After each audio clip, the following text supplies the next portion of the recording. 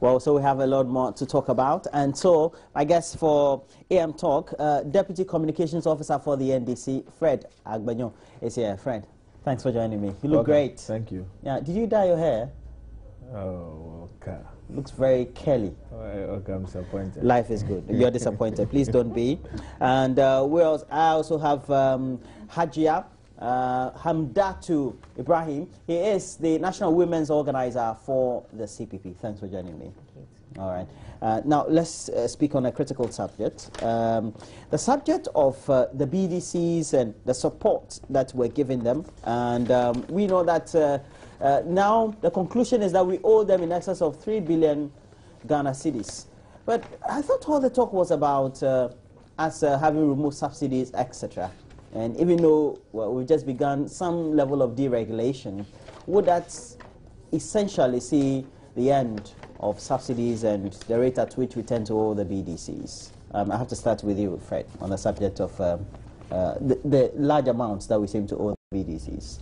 Well, let me say good morning to your viewers. I think that this thing is becoming one too many. We have heard this story several times about money we are owing to the BDCs, and we've not been able to put it on any particular figure. You hear the BDCs come out to quote a particular figure as to the amount of money we are owing them. You hear NP also come and say that this is the amount of money we are owing you. We don't know what the issue really is. The bottom line, Ghanaians want to have fuel at the pump when they get the money. I don't think it is myself and Ajay or your 17-year who is owing anybody. Those who have been given the mandate to make sure that these things are done and done very well, to just try and resolve it quickly so that we can always have fuel. Now we are talking about deregulation, where the pricing of the fuel now is in the hands of the BDCs. NP is going to play very minimal role, no role at all. We want to see all this is ironed out. If there are any outstanding balances that need to be struck out, then let's quickly work on it, pay them, whatever the issue is. We have heard severally about this CD-dollar relationship and how it's affecting the price of the commodity, and that's what is even causing the money that we seem to be owing the BDCs. I don't know when we are able to resolve it, to the extent that the CD keeps on falling, and the dollar, like somebody said, appreciating the CD all the time.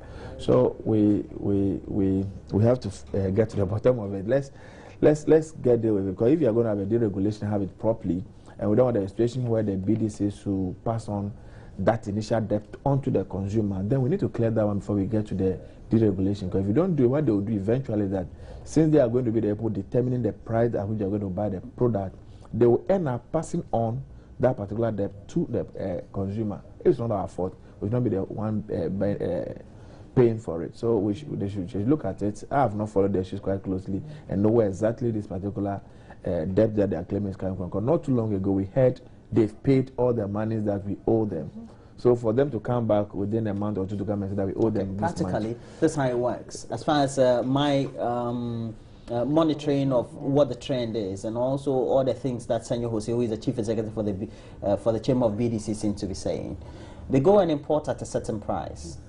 So they've taken some CDs, changing to dollars, going to imports. By the time they have to come, pay the freight, and the thing is there, it comes through the various tanks into our cars, and by the time they mop up whatever cash it is and go and buy, there's a change in the dollar and the CD, and that very pricing inches up, and so you have to pay the remaining as at the price that they are having it currently going to purchase. And so you have to pay the appreciating value as far as that is concerned. And so that is what keeps. So it's the CD that is weak. But before Aya comes in, why should you always be there? You're a businessman. You are doing your own private business. You are making but it's a risky business. Yes, if you go and bring in your product, at least you're able to do some of this projection, and you map out before you determine how much you want to sell the product.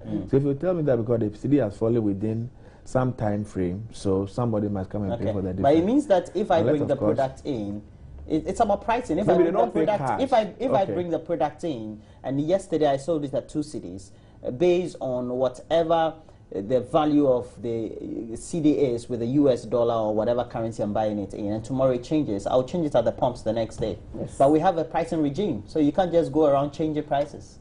Yeah, that's how it is. Yeah. So government will have to be willing to, otherwise I won't bring it in, there will be shortages.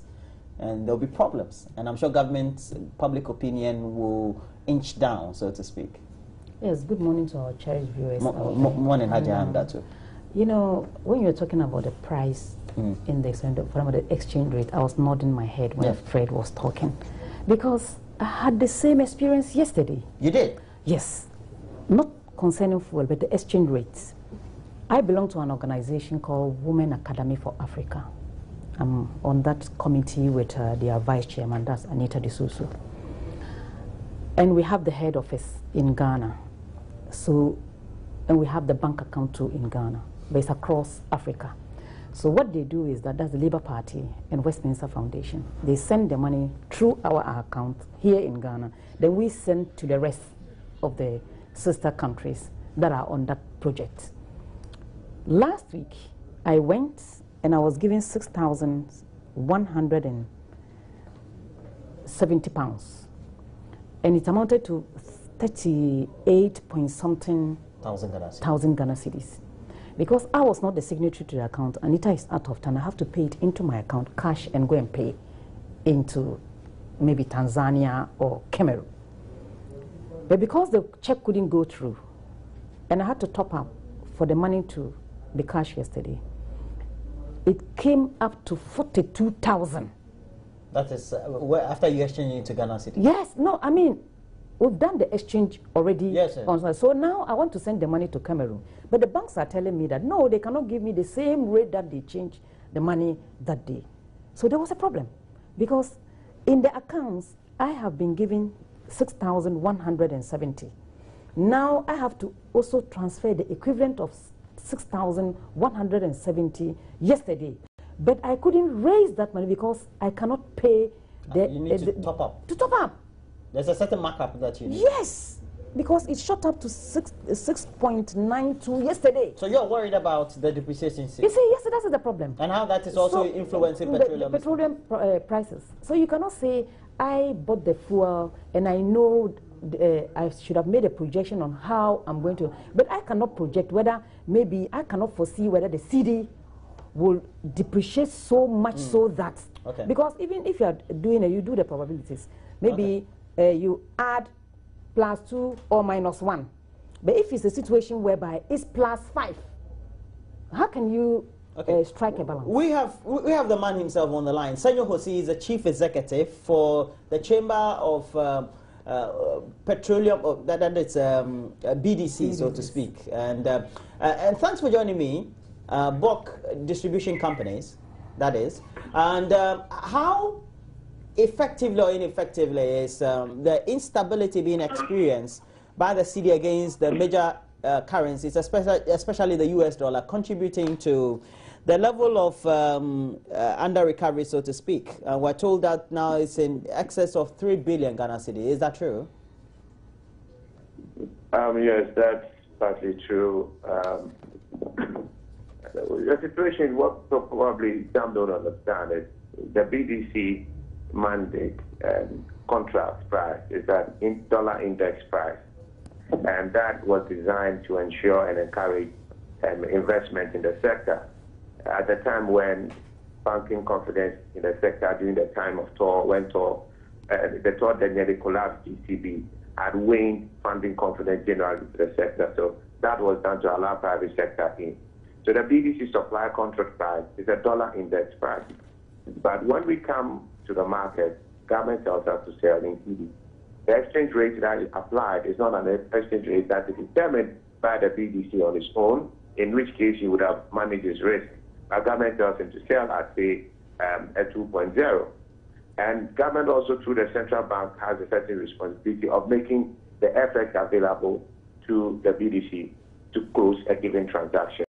So if you ask me to sell it at 2.0, and then you provide the dollar to me at 3.0, then we have a one deficit, meaning that my $1,000, you would have actually made me sell at $670. So there's a $330 that is outstanding as far as our contractual arrangement is concerned.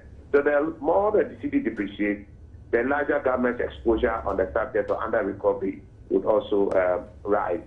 And once that is established, because that is also established in dollar terms, the cedi depreciates even further. So that dollar, cedi equivalent of that dollar shortfall also gets bigger. It's not a function of a BDC trying to pass on its own personal risk. No. Under a price liberalized era, you are naturally going to have BDCs manage their own FX risk. But because government wants to control the prices and wants it to stay within limits, that it wishes to, it tries to decide what FX rate we should apply. So practically, it means that if you were controlling as BDCs or industry players your own FX rate, if let's say there's an appreciation of the foreign currency against the local currencies, as the Ghana cedi, you would have adjusted prices, and so you have made your recoveries. You would have made your recoveries. I mean, that should have definitely gone without saying. What you standardly try to do is to try and hedge against that fluctuation by applying some derivative options, or probably trying to assume a forward exchange rate in your pricing. So possibly you could go into an arrangement with a bank now, take a loan, buy off the dollar, factor that in all into the pricing within the trade cycle you wish to have, and that would mean prices may be a bit different than you currently have today. Just like rice, just like sugar. Nobody goes back to government to talk about it or her FX law, because that's everybody's commercial decision. The only reason why you have this situation with petroleum, because petroleum is very regulated, and then the FX decisions are determined by a government. The contract price for supply into the economy is indexed in dollar. So the investor will just have to get his dollar proceeds so that he too can fund and pay off his dollar obligations externally. That's it. Okay. As chief executive of the chamber, and I know that you're almost like the mouthpiece of your members, and when this is reported in the media, the BDCs are owed etc. of under recoveries. Do you think you find yourself between a rock and a hard place, almost like in a catch-22 situation, where you always have to be explaining something that you don't have to be explaining? Well, I think the biggest problem we've had as an industry is likely to be quiet, all right? And so the broader public do not really understand the dynamics of our industry. There are a lot of politicians and senior government agency officials who don't even understand it. So you can imagine how the layman to see it. But petrol is something that affects everybody. So effectively yesterday, and last week Friday, we've been embarking on a project we call the Downstream Demystification Project. So we are engaging the media. Yesterday we engaged some media houses to run them through the dynamics of the industry. So as people get a lot more enlightenment and understanding, I'm sure your panelists may take their speak, with the issues that have to do with our industry. There's nothing secretive about the petroleum industry. It's supposed to be an open one. It just has a culture of being quiet from time immemorial. Politicians have hacked each other just because they wanted to even see how the price goes up. I mean, it's like, but there's nothing unique to it. You made it available to some of the media houses, and hopefully this week we will be visiting the whole multimedia group as well. And I hope Roland will be available to get to understand how things work with us. I'm sure when you will see me, though. I have to contact you personally. That's very easy for me to do, so I'll do that later. But I guess we all have been forced to try and learn what the dynamics is based on the instructions you tend to give when you're communicating. But we know that there's this, we're told it's partial deregulation policy. Well, pricing initiative that has been started by the NPA from the last week. But I pose a question incessantly the whole of the week to whoever I'm asking the questions from the NPA or whoever from the Ministry of Energy, etc. That when we come to a period as in 2016, and let's say it's the middle of the year, June, the campaign is up, well, the prices of the commodity internationally are up, and then the cedi is inching up a bit. What happens to this whole thing about, well, even though there's a cap, giving a free hand for the OMCs and the BDCs, etc., to control the pricing? Well, I think that's a policy decision that government has taken. But for me, it's more of an economic situation today. You have a situation where regulating petroleum pricing is skyrocketing government liability and debt. And more importantly, we should understand BDCs don't have this money of their own. Their money is coming from the banks. So currently, we have a systemic risk to the entire banking sector. All right? 3-point-something billion, BDCs owe the banks about $1 billion. And if they cannot pay back the banks are going to go down. Banks will have to make provisions. Banks will go insolvent. Immediately, the economy comes crashing in its face. So taking this step, as in trying to go partial period, trying to go price liberalization, it's practically an economic necessity because government hasn't got the capacity to sustain the kind of liabilities we are incurring as far as subsidies are concerned. In the last pricing that was done on the 16th of June, prices had to go up by 17% to make sure government would have practically zero exposure. But it is 4%, and that would imply a 5 billion CD additional debt. So the question is, has government got that money? The whole budget provisioned 50 million CDs to fund under recoveries. And if only we should have bad, how about the previous week? How are you going to pay this? And it's going to come at the expense of a lot of developmental projects here and there. And if you ask me, I don't find that as a very prudent way to spend our money. And I think that the speak among the public and then in the media should change. There's no way any politician can technically control and deliver you real prices. Okay. The toll in particular was run down because of subsidy. And then eventually we brought in a toll debt recovery levy, meaning we're taxing the people to try and pay off an impression of trying to let them know we were taking care of them in time past. And what happened? At $1 billion, one government left the debt twice that amount, even though it was collecting the toll debt. Okay, Senor, don't go far. Don't go far. Let me ask you this. You're saying that the situation currently that is persisting would have happened, it doesn't matter which government was in power, that's it? I think that it's a natural consequence. All right, and okay. This operation started in '96, not really just recent. Okay, Senor, thank you very much. You're a pioneer of, an alumni of the University of Ghana Business School, so I know that we have to take a lot more from you as far as that is concerned. Senor Hosea is the Chief Executive for the Chamber of Bulk Distribution Companies. And so it's self-explanatory as far as, I don't know if Fred is laughing, but Haji, I have to go to you. But it means that the ordinary person somehow will have to suffer. But it's also because the economy is, we're just in a certain crunchy situation. Things are just unbalanced. Yes, I think we have a serious problem that we all... Because transport seems to affect, petroleum seems to affect everything. Everything.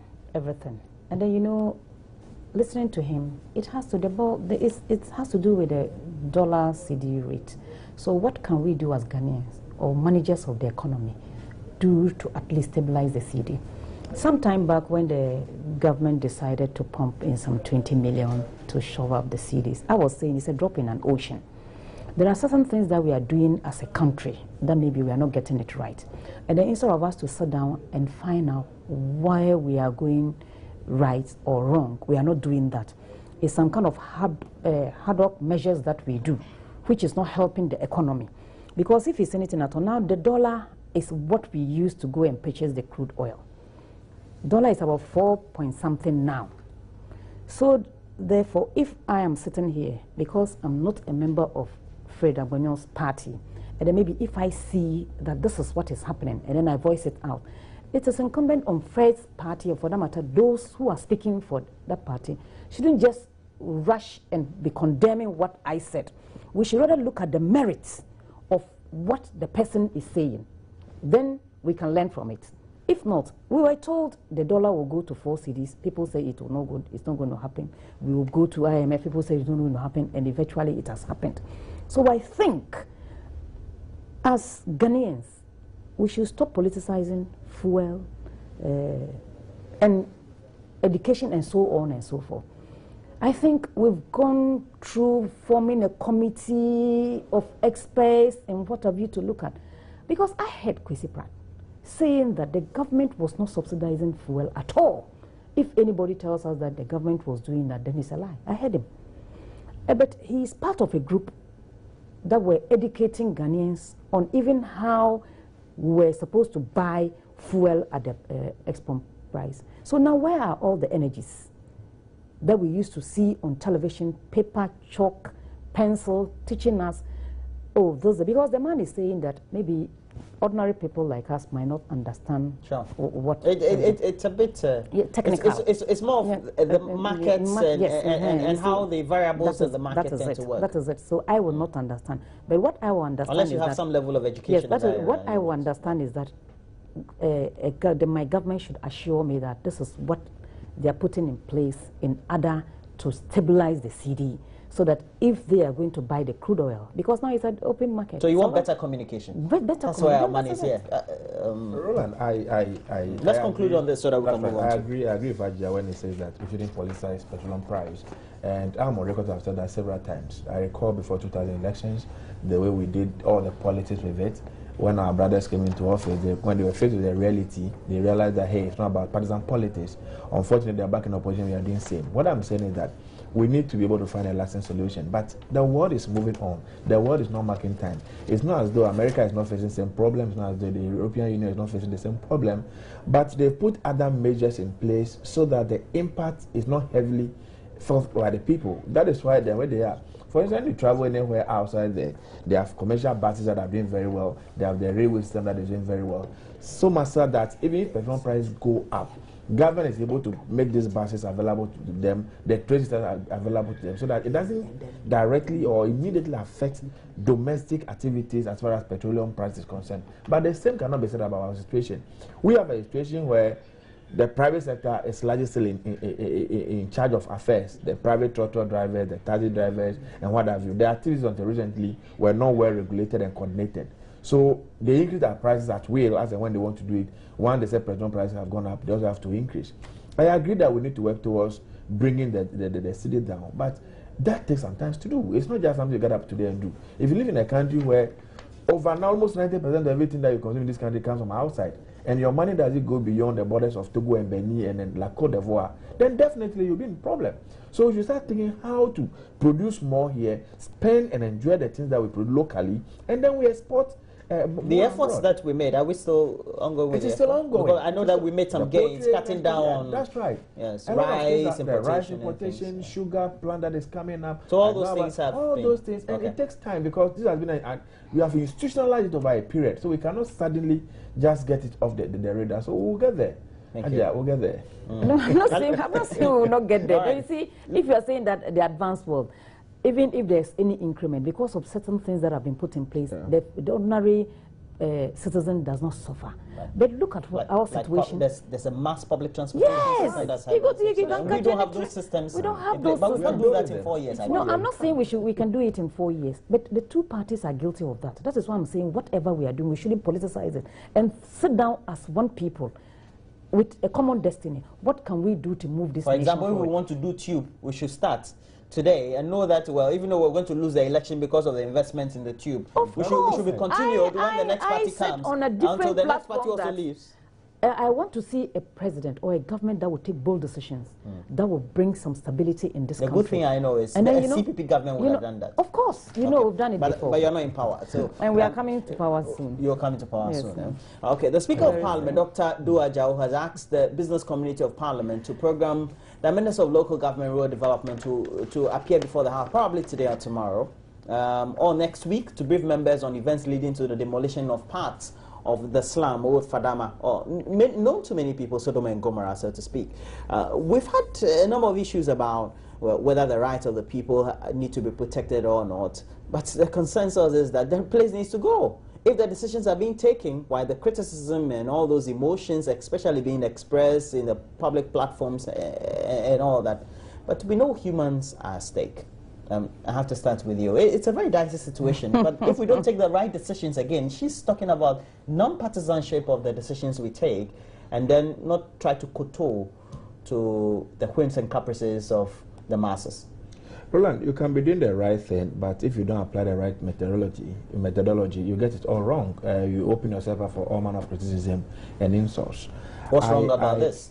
It's in the waterway. Clear it off. I agree, but why do you have to wait now till the rain sets in? Why didn't you do that in December and January, when there were no rains? Everybody knows that where that particular community is sitting is on the waterway. It is dangerous. The people themselves are not living in good environment. But why do you wait till June? When everybody who lives in this country, anybody who is 5 years and above, or even a year old, knows that in June in Ghana, we have heavy rains.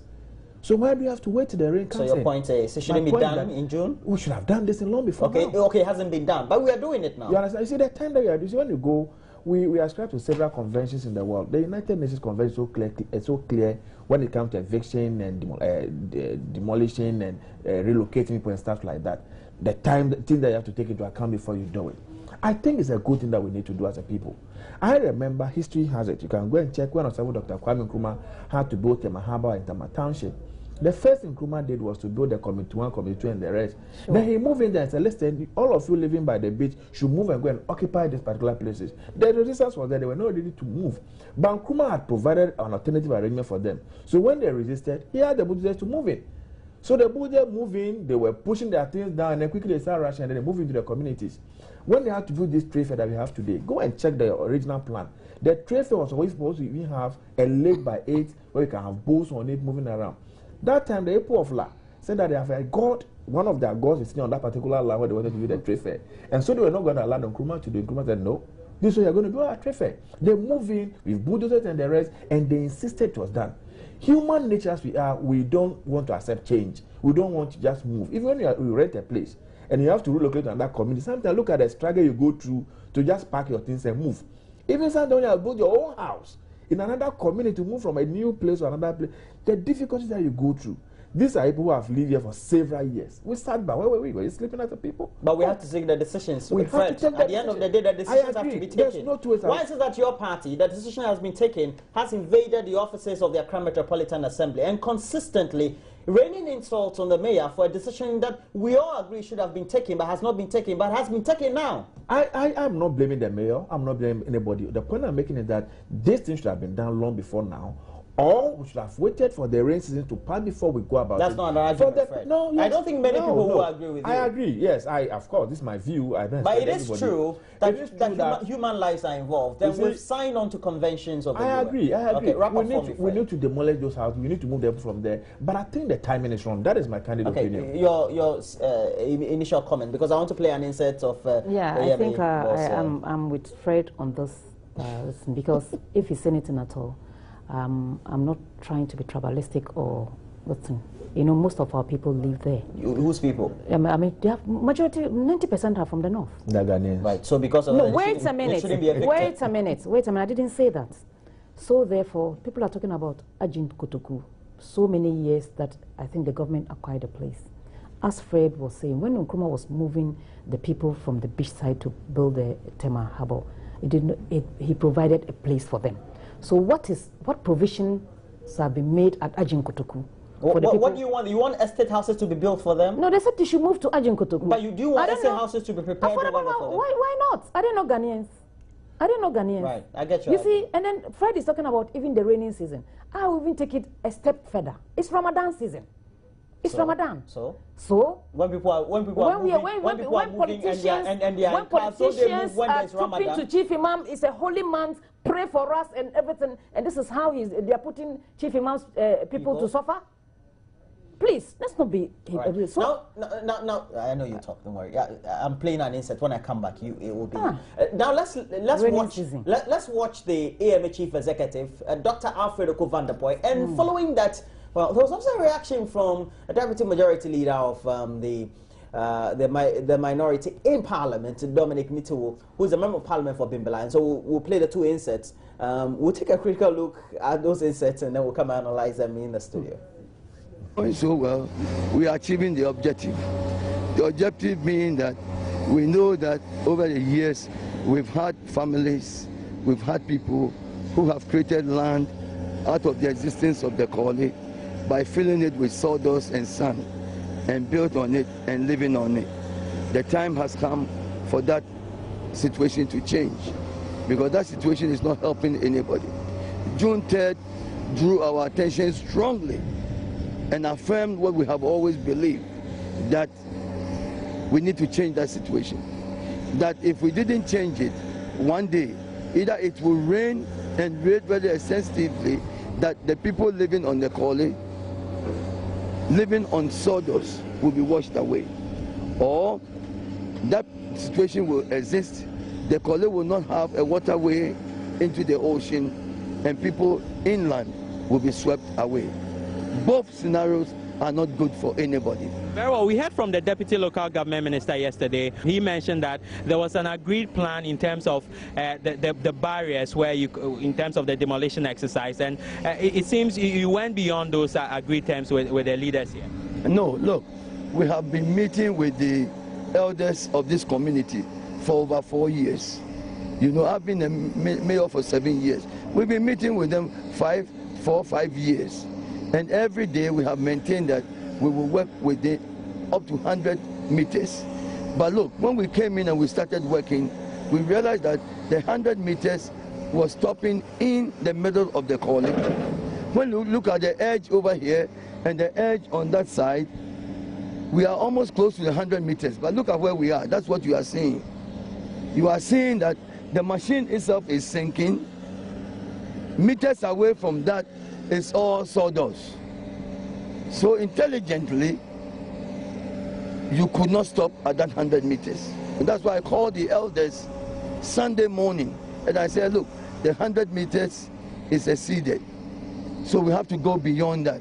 What's the plan to ensure that these residents who've been rendered homeless now do not rebuild? Well, I know that they said that they have the intention of rebuilding again. But having done this extensive demolition, and we are still within the, within the Korle Lagoon, there is no way we will allow anybody to come back.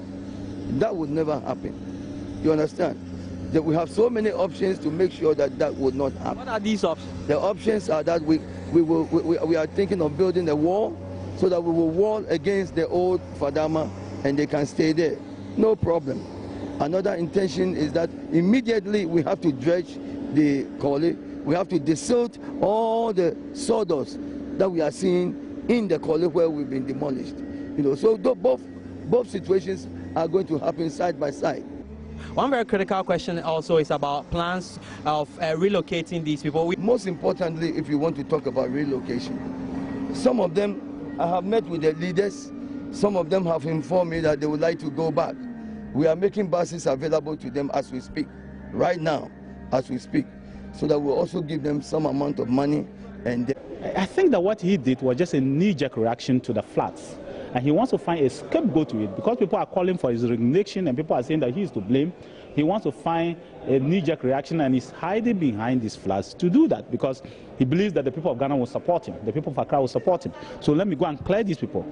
But you are causing a security situation. Look at what happened in Parliament yesterday, where over 1,000 people marched to Parliament. Can you imagine if Parliament were in session with all these cars? The police couldn't control them yesterday, because Parliament does not have enough police. Our security is so weak that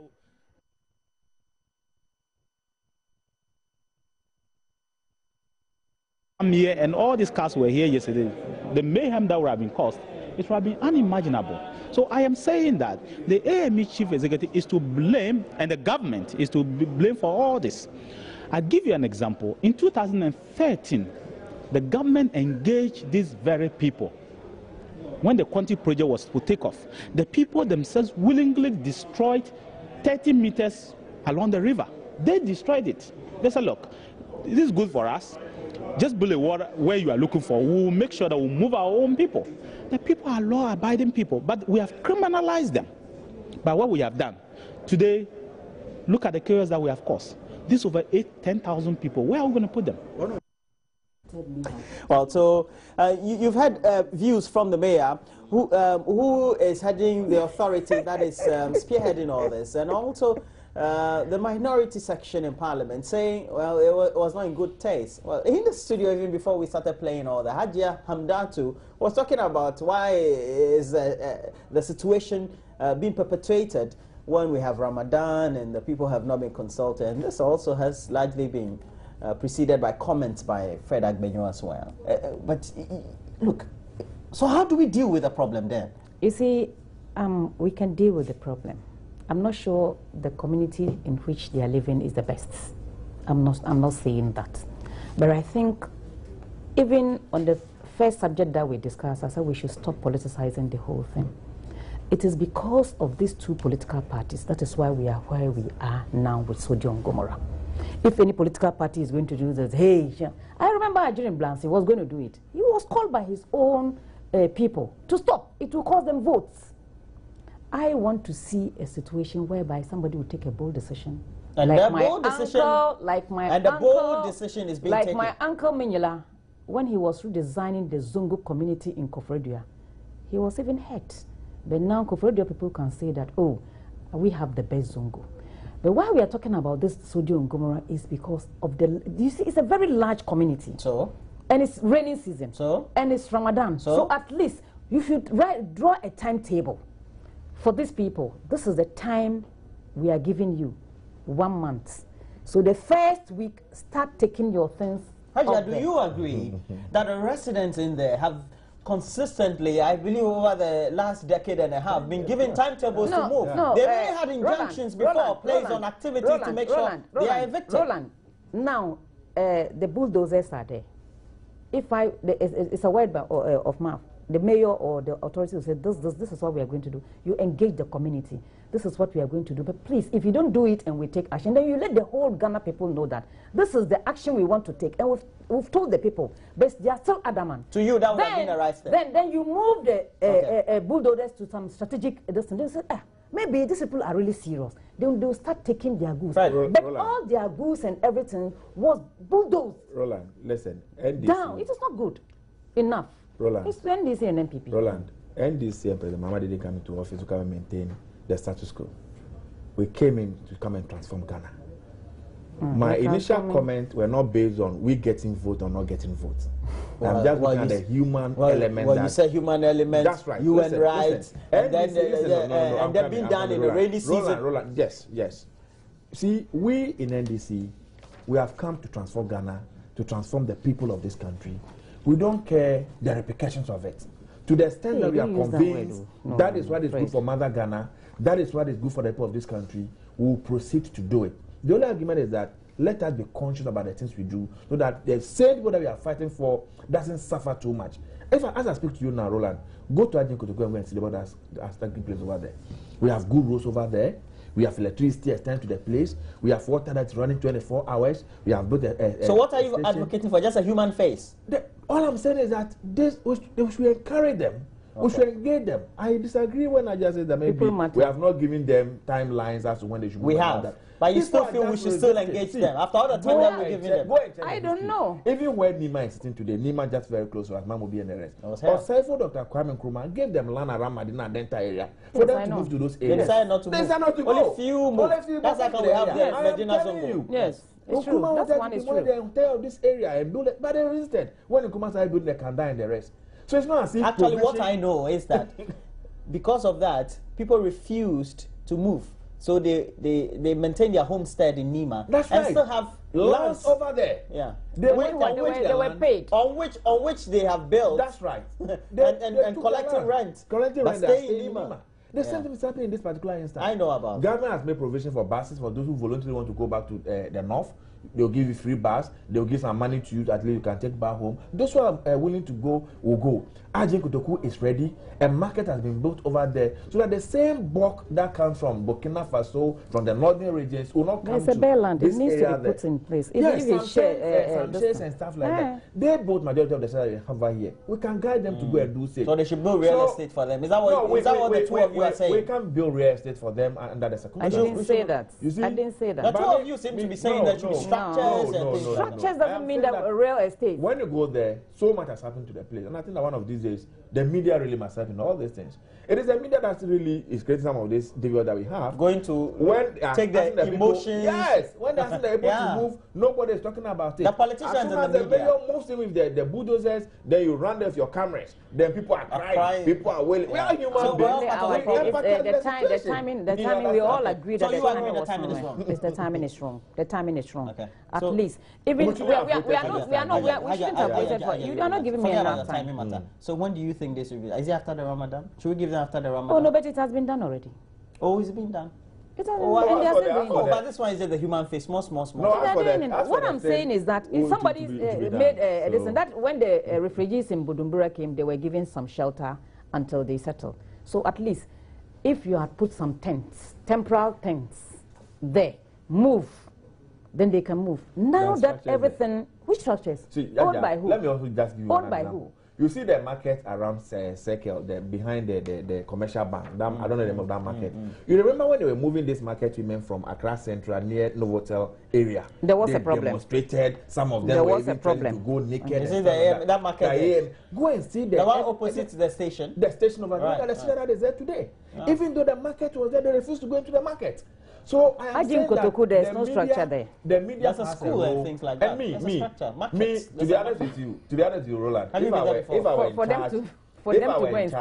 I were in charge of this whole demolition stuff and the rest, after we have given our timelines and announcements, when the time comes for us to do that program, no media. Okay. Will be blackout. Fred Agbenyo is a deputy communication officer for the NDC, also advocating that, well, the whole exercise should be a human face, interfaced one.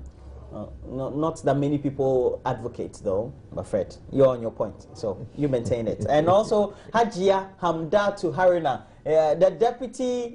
the women's organizer of the CPP, also advocating same, even saying that the period, yes, incoming vice chairperson, I know she's campaigning for that. Even the period that the whole thing is being organized is not a good one. It's Ramadan season, for God's sake. Now, we'll see how that goes, and we'll see how the implementation will be done. We'll meet you same time tomorrow, and Mama Vio Uswabwadia and myself will be here, will bring you great insight into issues that are gaining trends on the public discourse space. Do stay on. We'll still be back with you on this very channel, bring you a lot more programming on the channel. Bye-bye. Look at it.